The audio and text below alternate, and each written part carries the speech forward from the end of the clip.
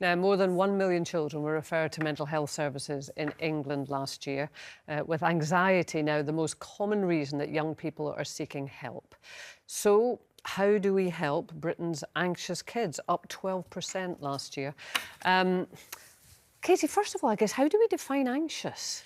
Yeah, it's tricky, isn't it? Because I genuinely think children have a lot to contend with, but I don't know if it's any more than previous generations. I think it's just that we have more open conversations and labels and understand mental health for everybody, not just children.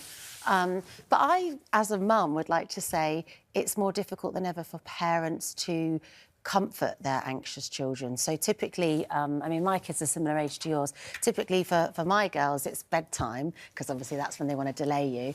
And my kids like me to get into the bed with them in my clothes and just talk to them about the day. And suddenly the words become slower and longer, and they're telling me what's happened at school, what's happened in the playground. And to be honest with you, I'm thinking I need to put all the washing on, I need to sort my outfit for tomorrow. You need to do a boil wash and get the knickers all done. Yeah, exactly. I need to eat. I need to text back that person. I need to go on a Zoom call later tonight, and I'll be thinking about my whole second shift as a woman that I have to do. But really, I can't reveal that to them and rush them. So I'm getting anxious myself in my head, and I have to do everything I can to appear serene and calm. So yeah, it is difficult. I mean, they are starting... I mean, well, this is in Scotland, these stats, but around 1 in 5 children, so 20%, aged 8 to 16, experience mental health problems, including anxiety and depression. I think actually that children are dealing with more complex things than we used to. Right, OK. So I think... More than when you were young? Definitely, because I didn't have the phone in my hand. So social media. So I wasn't... So does it all come back to the phone for you? Pretty much. Well, lots of it. So I think there's many different angles that we can look at for that one child that's got to take on board. So I think at the moment, some children are reflecting what they see that's happening in society. So if we hold up a mirror to them, what they're seeing is division, hatred, and all of that is very much exposed to them. Whereas, you know, in our days, we go to bed, children were meant to be seen and not heard.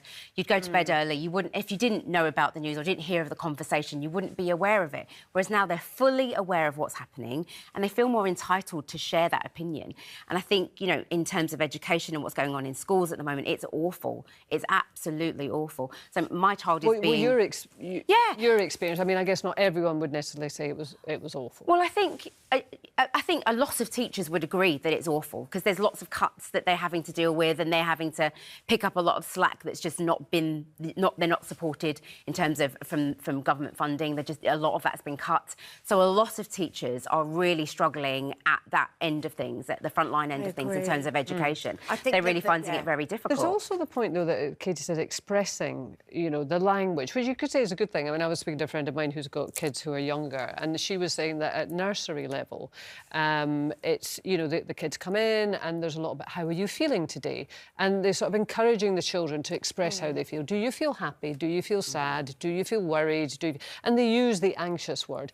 Now, you could look at that two ways, couldn't you? You could say, well, that's great. It's really good to teach children to be aware of their emotions, to express them.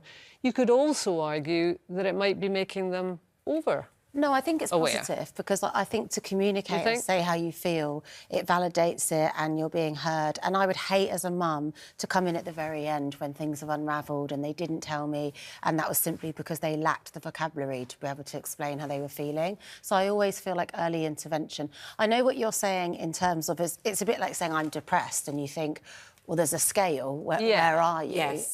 And I think that's overused a bit. Yeah, but then I don't know because do you think anxiety is overused? As a mental health advocate, and that is somebody who has spoken out on it for 37 years, for which is as long as I've lived with it myself. I've obviously spoken and continue to lots of people.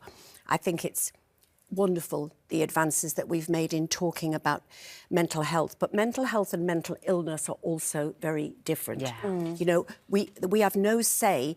What your circumstances are in life do not dictate mental illness and clinical depression, which is why I get very angry when people talk about people taking their own lives, how selfish it is, and it's to stop the pain and whatever.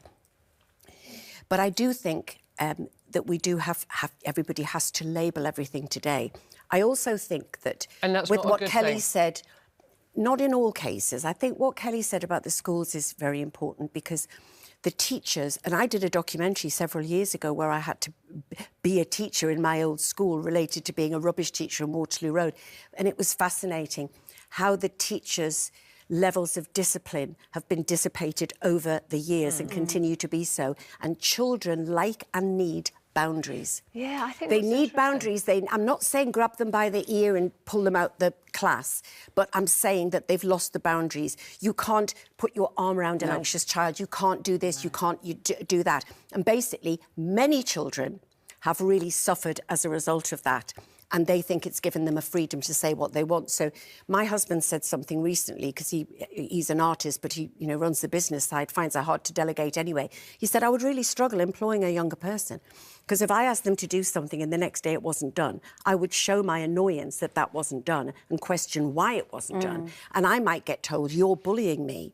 I need a mental health day. And I know from certain companies who are very good with their staff that it can also be abused. And I get cross when mental health is blamed for.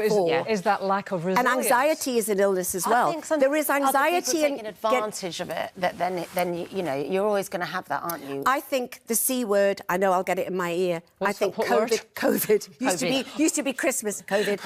I think the restrictions around all of the things that I didn't agree with. Were responsible for a lot of children descending into massive anxiety through isolation. And because of the phone, because now we all do, we know too much. There has always been horrible things in the world. There has always been horrible wars. There has always been horrible things. Parenting. But we didn't used to know about them more. It's too much for our brain. Yeah, but I mean... That's a responsibility with the phones. Yeah, but as I an think even the individual, but I think grown-ups, though. the genie is out the bottle It is out the on a bottle, kind of broader level with that. It's interesting what you say about boundaries. We speak of that another day, maybe.